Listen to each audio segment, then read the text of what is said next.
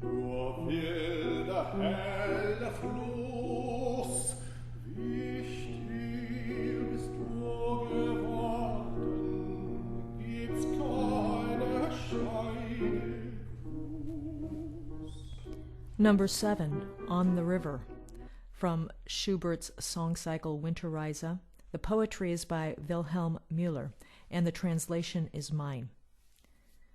My heart's dead, or maybe just frozen like this river. I tattoo your name in the ice, I sign it and date it. This river's frozen, stretched out dead over the sand. I remember when it pumped wildly and freely. I tattoo the day I left you in the ice. Is there really anything moving underneath?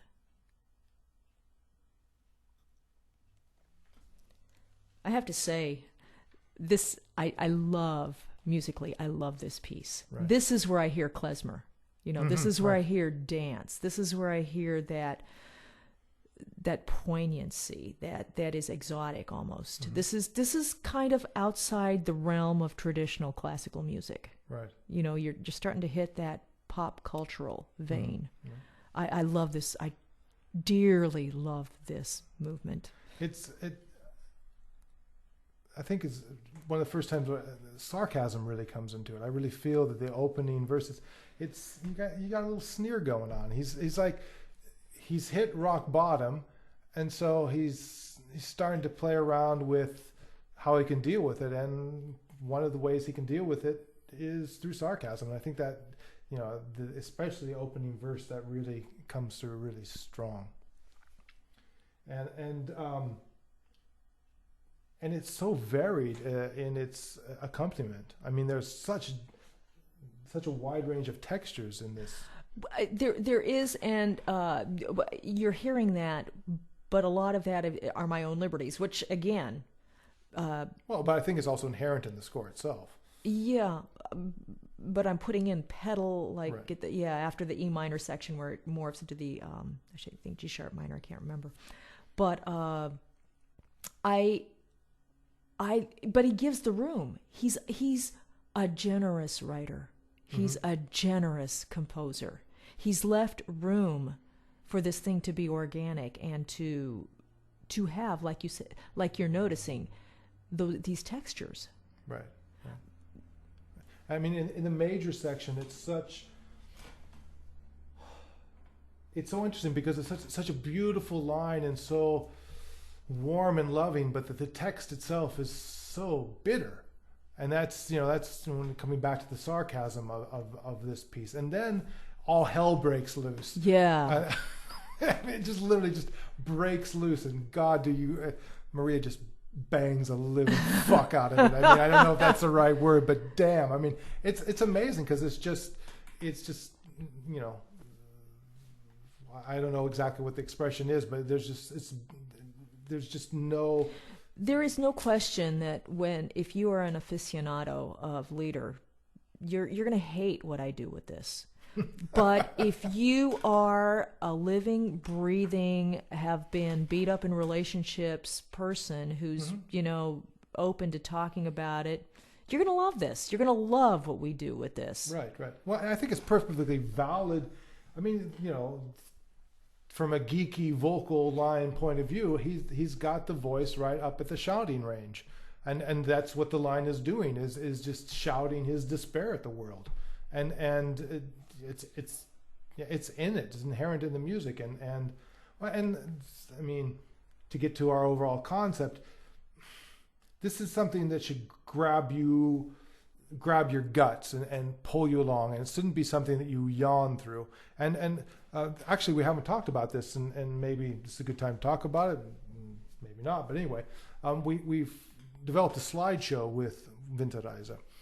And so it's turning sort of into a little opera. And so basically the idea is that in this day and age, for this huge, massive piece, it's only fair to give the audience a hand and provide them with golden thread, if you will, to help them through the cycle, because it's in German, so we're performing it here in the United States, and most people don't speak German. So what we've done is we've taken a picture that we feel that represents the mood of the song, and then taken just one key line from Maria's translation and put it under the photo in a slideshow. So there's always a point of reference for the audience, and as this is developed, it's turning into a little opera. I've begun to interact with these looming slides in the background, which is in itself a foreshadowing of the insanity of the ending.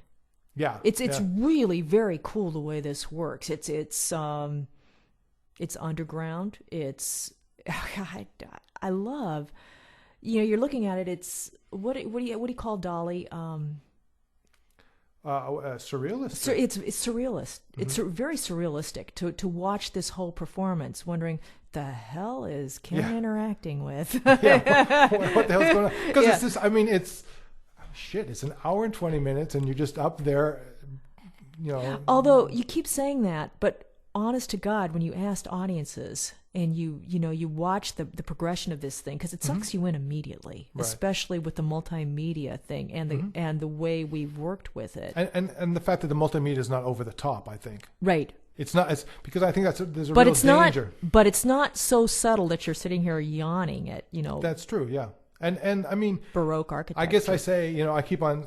I think we've been very successful because a number of the audience have come back to us and said to us that it didn't seem like it was that long, because we really have captured their attention, and I think that's huge, because it is such a captivating piece, but it demands a hell of a lot from the audience as well as from the performers.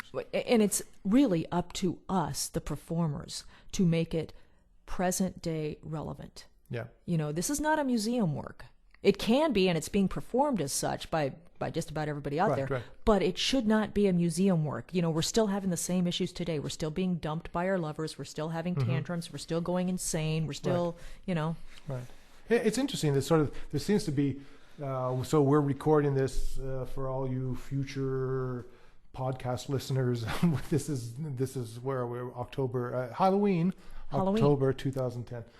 But recently, in the past year, there have been a number of performances of Winterreise that are trying to dig into alternate ways of presenting this piece. And we certainly weren't inspired to do Winterreise, but there seems to be a zeitgeist sort of thing going on, where people are taking a look at this work and seeing how they can, because it is so relevant to our lives, but it demands a lot. Yeah.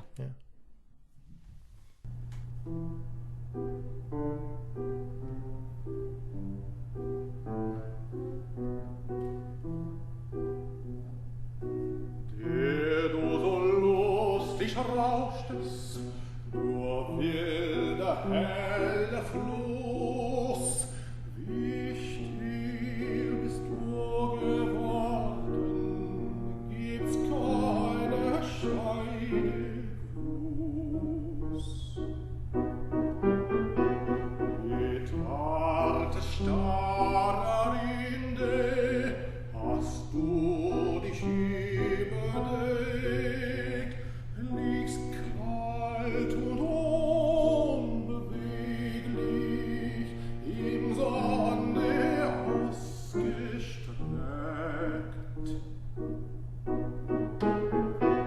In deine Decke grab ich mit einem spitzen Stein den Namen meiner Liebsten und Stund Tag hinein.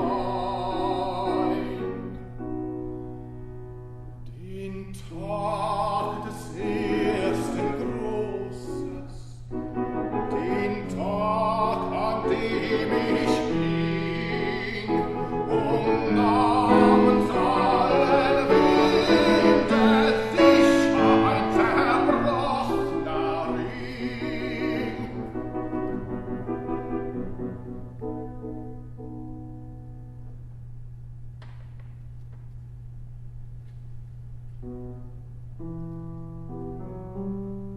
Mein